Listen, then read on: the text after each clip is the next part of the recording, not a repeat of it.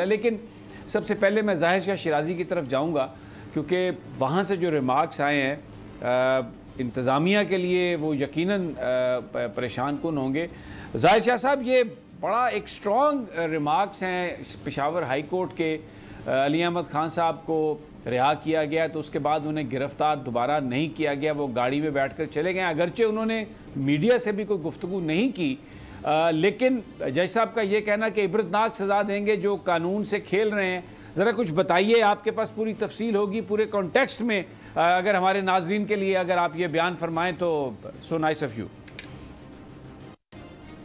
جی بالکل سمیع صاحب، 8 دفعہ گرفتار کیا گیا، بار بار عدالتوں کی جانب سے رہائی دینے کے باوجود علی محمد خان کو، اور کل بھی ڈسٹرکٹ سیشن جج مردان نے ان کی رہائی کے آرڈر کر دیے تھے، لیکن دوبارہ جو ہے وہ ڈپٹی کمشنر صاحب کے حکم پر انہیں گرفتار کر لیا گیا۔ لیکن آج جو پشاور ہائی کورٹ میں ان کے وکیل علی زمان جو پینل کو لیڈ کر رہے تھے، انہوں نے پٹیشن دائر کی جسٹس اعجاز انور اور جسٹس فضل سبحان کی عدالت میں، اور باقاعدہ جج صاحب نے ریمارکس دیے کہ علی محمد خان کو رہا کیا جائے اور انہیں کسی دوسرے مقدمے میں نہ پکڑا جائے، اور اگر ڈپٹی کمشنر صاحب دوبارہ گرفتار کرنے کی کوشش کی تو پہلی دفعہ ہم ان کو ڈپٹی کمشنر صاحب کو ایک عبرتناک سزا دیں گے اور ان کو عبرت کا نشان بنائیں گے۔ ساتھ ساتھ انہوں نے یہ بھی ہدایت جاری کی کہ 8 اگست کو ڈپٹی کمشنر صاحب بذات خود جو ہے وہ موجود ہوں گے۔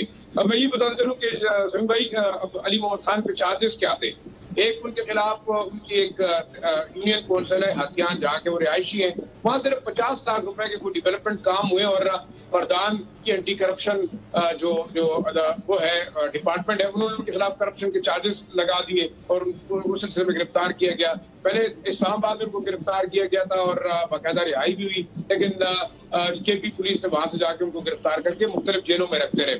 دوسرا ان کے اوپر جو چارج ہے وہ ہے جناب کہ انہوں نے غیر قانونی بھرتیاں کی ہیں، تو بڑی عجیب سی صورتحال ہے، لیکن ان کے وقت چارجز ہیں، ان میں کسی قسم کی صداقت نہیں، لیکن بڑا کلیئر میسج ہے ان لوگوں کے لیے جو کہ عدالتی حکم نہیں مان رہے۔ اور آج جو پشاور ہائی کورٹ نے حکم دیا ہے، میرے خیال میں بڑا واضح ہے کہ اس کے بعد اگر کوئی ڈیسیجن ہوتا ہے اور کوئی ایڈمنسٹریٹو مشینری کے اندر نہیں مانتا تو اس کے خلاف واقعی بڑا ایکشن ہوگا۔ جی سر۔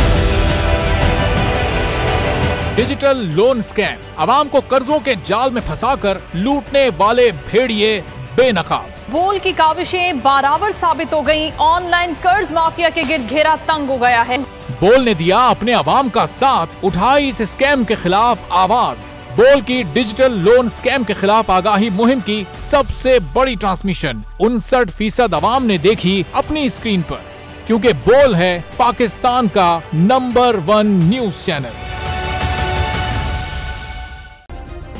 سبسکرائب کریں اور بیل دبائیں تاکہ کوئی خبر رہ نہ جائے۔